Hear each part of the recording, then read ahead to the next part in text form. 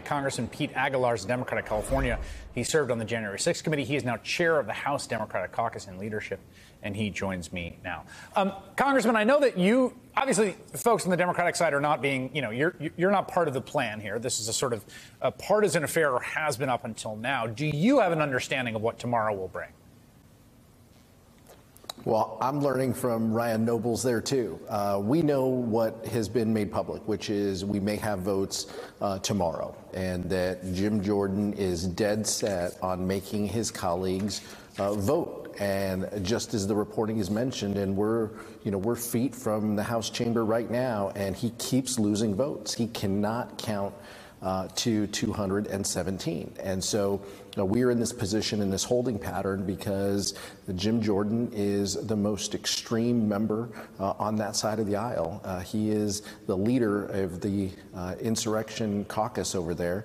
And it's just terribly unfortunate that this is the position that we're in and that Republicans have elevated. And I just think it says a lot about the group that 199 of them still say, yeah, that's our guy. You've made overtures about some sort of bipartisan resolution. Hakeem Jeffries, minority leader, has. But I can't tell if this is like rhetoric, where you're saying, well, it would be nice, or is there any active conversation, plan, back channels happening right now with any Republican members about some bipartisan resolution to this? There are always active conversations with members on the other side of the aisle. After 15 days without a speaker, I would hope that there are conversations happening, and I know that they are. And so, our hope is Leader Jeffries laid out. Our first primary responsibility this week was to make sure the head of the MAGA circus, Jim Jordan, didn't become speaker. Our second objective is to make sure we open up the People's House.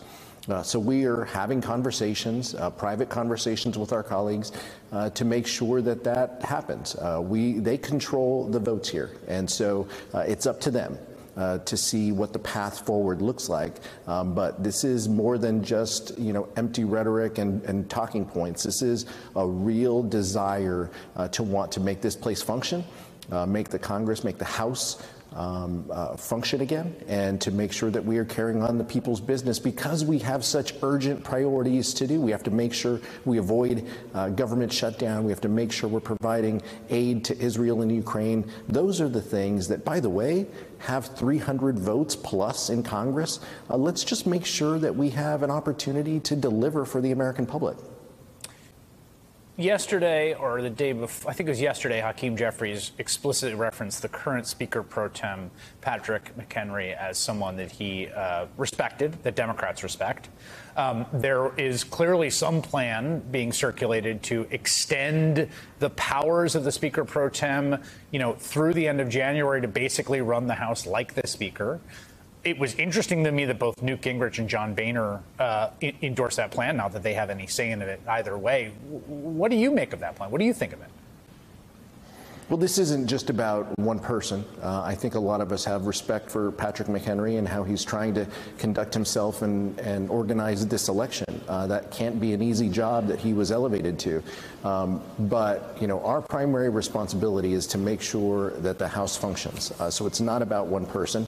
We will wait to see if a Republican introduces a resolution to do that. I've read the public reporting that you have as well, but the details matter.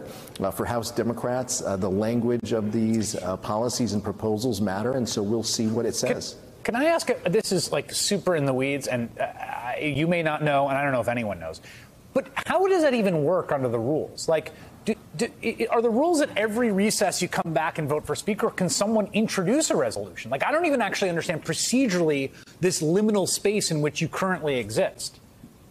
Sure, potentially this could be, right now, the highest order of business is electing a Speaker. And so someone could offer a privileged resolution to move to an election, just like Elise Stefanik has done to have the Republicans nominate Jim Jordan again, or someone else could offer a resolution that does this. And there is precedent for it.